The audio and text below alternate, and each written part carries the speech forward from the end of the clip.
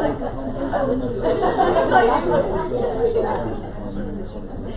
morning. It's so nice to see everybody really engaged in conversation with each other around the table. It's exactly what we want to get out of today. I'm delighted to welcome you to the first network meeting for the Violence, Abuse and Mental Health Network. Thank you so much for making the time in your week to be here.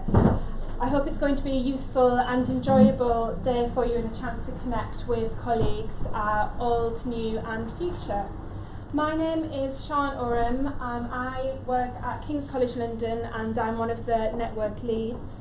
Professor Louise Howard, who jointly leads the network, has asked me to give her apologies. She's currently on medical leave, so not able to be here today, although she very much would have wanted to have been. A few points before we get into the programme. Just to say we have booked a separate quiet space upstairs. I know that listening to, talking about, presenting about violence, abuse and mental health can take a toll. If you want to take some time out of the room, please do take advantage of that space. You just need to go back into the main hall up the stairs and some signs should direct you to where that room is. The loos are in the main hall and there's some more loos on the first floor. There isn't a fire drill scheduled today, so if there is a fire alarm, these are our exits.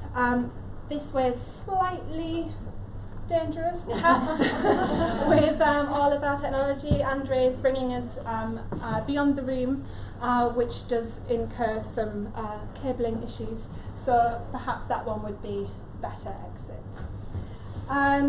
So we have a packed schedule today.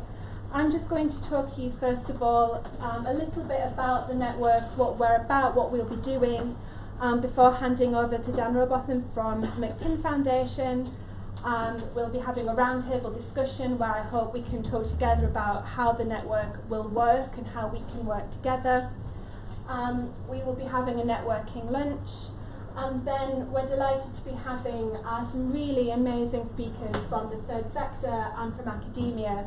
This is something we plan to do at each network meeting, to have speakers from a variety of disciplines, a variety of sectors, so we can really share findings from our current work and inform each other and share resources. If you would be interested to speak at a future network meeting, please do just drop me a line and we can talk with you about what you'd like to talk about and when would be the best time to do that. And then at the end of the day, I'll tell you a little bit about what's coming up in terms of network activities and events and some time for questions and answers. But of course, do ask me and the other members of the network team questions as we go along today.